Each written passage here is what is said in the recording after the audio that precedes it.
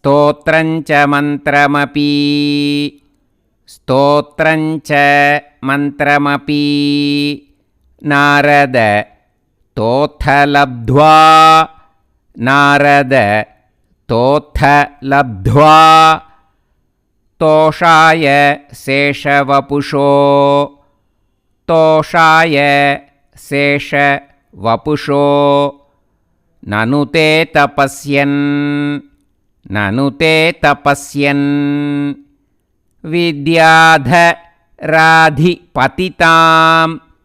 विद्याधराधिपतितां सहि सप्तरात्रे सहि सप्तरात्रे लब्ध्वाप्यकुण्ठमतिः लब्ध्वाप्यकुण्ठमतिः अन्व भजद्भवन्तम् अन्व भजद्भवन्तम्. Now again let us repeat. स्तोत्रञ्च मन्त्रमपि स्तोत्रञ्च मन्त्रमपि Narada तोथ लब्ध्वा नारद तोथ लब्ध्वा तोषाय शेषवपुषो तोषाय शेषवपुषो ननु ते तपस्यन् ननु ते तपस्यन् विद्याधराधिपतितां विद्याधराधिपतितां सहि सप्तरात्रे सहि सप्तरात्रे लब्ध्वाप्यकुण्ठमतिः लब्ध्वाप्यकुण्ठमतिः अन्व भजद्भवन्तम् अन्व भजद्भवन्तम्. Now let us sing line by line slowly. स्तोत्रञ्च मन्त्रमपि Narada तोथ लब्ध्वा स्तोत्रञ्च मन्त्रमपि नारद तोथ लब्ध्वा तोषाय शेषवपुषो ननु ते तपस्यन् तोषाय शेषवपुषो ननु ते तपस्यन् विद्याधराधिपतितां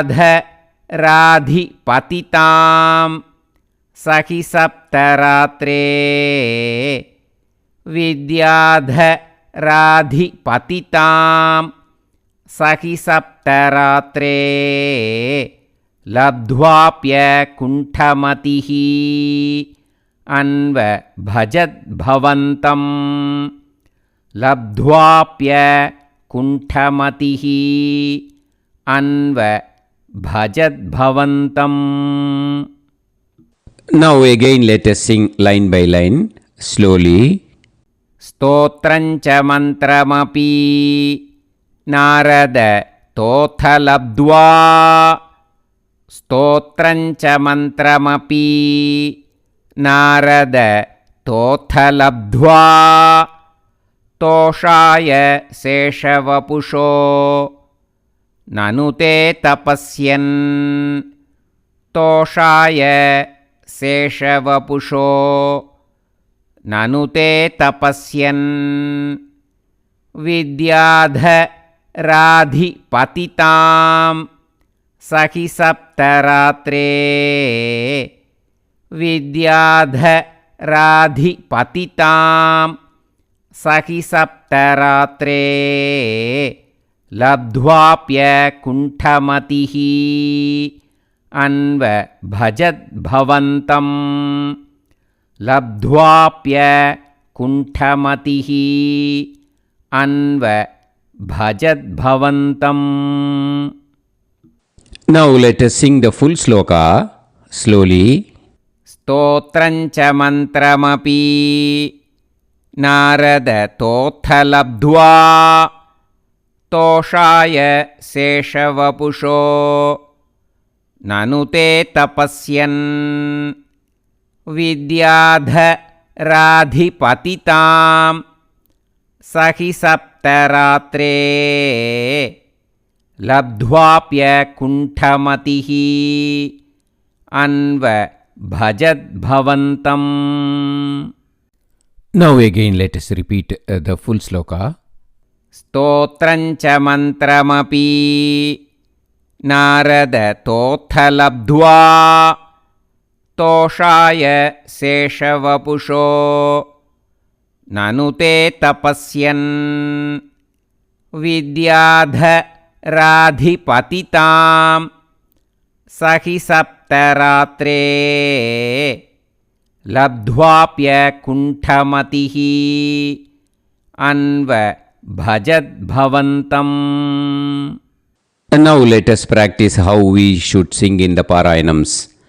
This version will be little bit faster, okay?